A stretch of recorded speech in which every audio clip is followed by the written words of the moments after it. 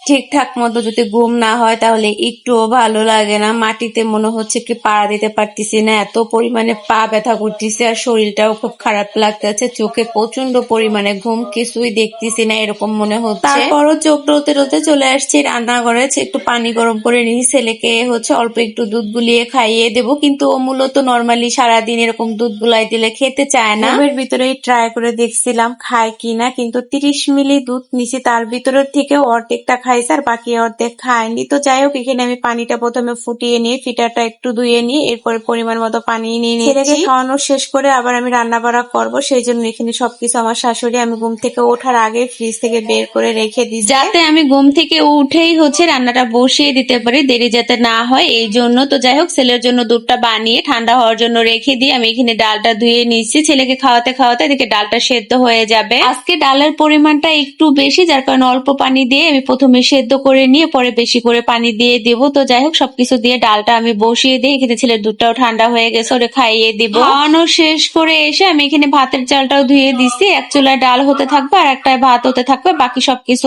কেটে কুটে গোছগাছ করে নিব। মাংসটা গতকালকেই আমি কেটে কুটে গোছগাছ করে রেখে দিছিলাম, আর সবজি আর পেঁয়াজ মরিচ যা যা কাটা লাগবে সেগুলো আমার শাশুড়ি একটা একটা করে কেটে দিচ্ছে। এই যে করলাগুলো কাটা হয়ে গেছে, এখন এইগুলো ধুয়ে নিছি। আজকে তো সকাল সকাল রান্না করার কারণ আমার বাসায় 2-3 জন গরিব মানুষ খাওয়াবো, সেই জন্য বেশ কয়েকদিন আগেই নিয়ত করে রেখে দিয়েছিলাম। ইদানিং আমার বাচ্চারা হুটহাট করে অসুস্থ হয়ে যাচ্ছে, তাছাড়া আমার বাচ্চার বাবারও তেমন ব্যবসা বাণিজ্য ভালো না। যদিও ইচ্ছা ছিল অনেক ভালো কিছু দিয়ে খাওয়ানোর, কিন্তু সেটা আসলে সম্ভব হয়ে ওঠেনি। তবে ইনশাআল্লাহ কখনো ভালো কিছু যদি এরকম সময় সুযোগ হয়ে বসে তাহলে ঠিকই খাইয়ে দেবো। এখানে আমার সবকিছু কেটে ধুয়ে একদম গোছগাছ করে নিয়ে হয়ে গেছে। ভাত ডালটা অলরেডি প্রায় হয়ে আসছে। আমি এদিকে এখন দুইটা বসাই দিলেই হয়ে যাবে। করলা ভাজিটাই আমি আগে করে নিব, তারপরে মুরগির মাংসটা রান্না করব। পাশের চুলায় ভাতটা আর এদিকে ভাজিটা আমি বসিয়ে দিলাম। প্রথমে কাঁচামরিচ কুচি দিয়ে, এরপর বেশি পরিমাণে পেঁয়াজ কুচি দিয়ে নিচ্ছি, এরপরে সামান্য পরিমাণে একটু হলুদের গুঁড়ো, স্বাদ মতো লবণ, আর কুচো চিংড়ি। ইদানিং কেন জানি চিংড়ি মাছ দিয়ে করলা ভাজি করলে আমার কাছে অনেকটা ভালো লাগে খেতে। আমি মনে হয় যেদিন ভাজি করে ওই দিন বেশি অর্ধেকটা আমারই খাওয়া পড়ে, আর বাকিরা সবাই যতটুকু প্রয়োজন হয় ততটুকুই খায়। এদিকে আমার করলা ভাজিটাও করা হয়ে গেছে। এখন